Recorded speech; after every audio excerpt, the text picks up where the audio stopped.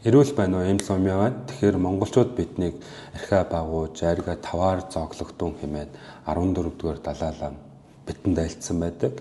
Энэ бол маш анхааруулжтай бид нараа амьдралдаа хэрэгжүүл хэрэгтэй чухал үг байдаг. Яагаад гэвэл монгол хүний одоо нас барсан 3 дахь шалтгааныг бол осол гэмтэл эзэлдэг гэсэн. Өөрөөр хэлбэл өдийг хүртэл одоо эрүүл сарвал өвчин зовлонгүй байжгаад гэмтийн төр зургийг одоо авто машины осол ч юм уу аль эсвэл одоо гэмт хэрэг ч юм уу гэмтлийн улмаас одоо нас барах эрсдэл өндөр байдаг.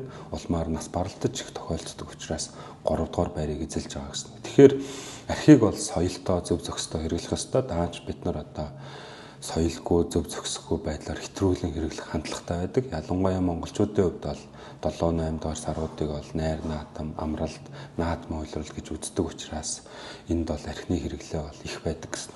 Тэгэхээр архийг хэрэглэсэн үед яадаг вэ гэхээр архи маань этил спирттэй уусмал байдаг. Өөрөөр хэлбэл этил спирт маань одоо өг тос нэвчиж орох магадлал одоо тодорхой сэрлийн үйл ажиллагааг өөрчлөлтөнд оруулдаг учраас энэ маань тархи илүүтэй өртдөг гэсэн үг. Тархи маань одоо нэгээс нөгөө сэрэл дамжих бүхий л зүйл маань ионы солилцоо сэрлийн үйл ажиллагаар явагддаг. Гэтэл архины хэрэглэнээс болоод архи хэрэглэсэн үед бол цус унтах концентрац одоо нэмэгдэж эхлэхэд тархинд бол нэвчиж ордог гэсэн үг.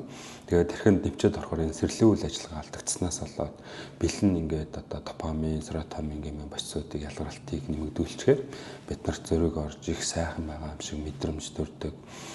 Глуматат гэдэг тодорхой гиппокамп гэмээр тодорхой идэвхжлэг дарангуулахаар анхаарал одоо ой тогтоолт мууддаг, одоо анхааралгүй, төвлөрлөхгүй болдог гэсэн үү. Тэгээд ингээд цогтоод ирэхээр яадаг вэ гэхээр тархины урт хэсэг маань өөрийгөө хянах чадварыг хариуцчихдаг. Аливаа ухамсар тухайн одоо дэмий болчимгүй үйлдэл одоо бий болохыг дарангуулж байдаг. Энэ зүйл алдагдаад эхлэхээр одоо зөриг орж өөрийгөө хянах чадвар алдагдсны улмаас гэмт хэрэг үйлдэх те. Ялангуяа жолоо барьж байгаа нөхцөлд бол одоо өөрийн мэдлгүй л одоо хөл маань хаацсан дээр гიშгэгдэх юм аль эсвэл хүн гараад ирэхэд тоормозоод харж чадахгүй ч юм уу. Бид нар ингээд зүгээр хэрнээ ингээд бодоод байгаа боловч яг үйлдэл бол өөр байдаг. Өөрөөр хэлбэл одоо орон зайн хугацааны баримжаалдаг. Ялангуяа баг тархинд тархи нөлөөснөөс болоо хөдөлгөөний одоо эвсэл, говь, хил ам, ээдрэх, шинж тэмдэг илэрдэг гэсэн. Энэ нэг үгээр хэлбэл бид нар ингээд бодож байгаа зүйл маань яг гар хөлөөр үйлдэл болж илрэхтэй ямар нэг байдлаар алдагдaltaй илэрдэг. Тийм учраас архийг бол одоо жолоо барьж байгаа нөхцөлд бол хоригддаг гэсэн. Яагаад гэвэл зам тээврийн осол гэмтлийг бол маш их нэмэгдүүлдэг. Тэгээд статистикийн тоо баримтыг хараад үзэхээр монголчуудын хувьд бол осол гэмтэл буюу ингээд зам тээврийн ослын одоо 30% нь бол архины шалтгаантай. Архи юм уу цогтууруулаханд хэрэгэлсэн байдаг гэсэн. Тийм хүмүүс бол одоо 10 осол тутмын 3-аас 4-ийг нь бол эзэлж байгаа гэсэн. Хоёрдугаарт нь бол гэмтэл буюу те нэгийг гэмтэх, аль эсвэл одоо гудахны хүйтэн мэс төрдөг. Энэ зүйл маань 30-аас 40% нь бас архинаас шалтгаалдаг гэсэн. Өөрөөр хэлбэл санаатаагаар юм уу, санамсаргүйгээр юм уу архи хэрэгэлсэн нөхцөлд бол одоо өөрийгөө хянах чадвар сулларч улмаар анхаарал төвлөрөхгүй байхгүй бол зөриг ордог. Ингээд тийм учраас бол ингээд гэмтэл өртөх эрсдэл нэмэгддэг. Тийм учраас нийт 10 нь одоо гэмтлийн 3-аас 4 нь бол архины шалтгаантай байдаг гэдгийг ойлгох хэрэгтэй.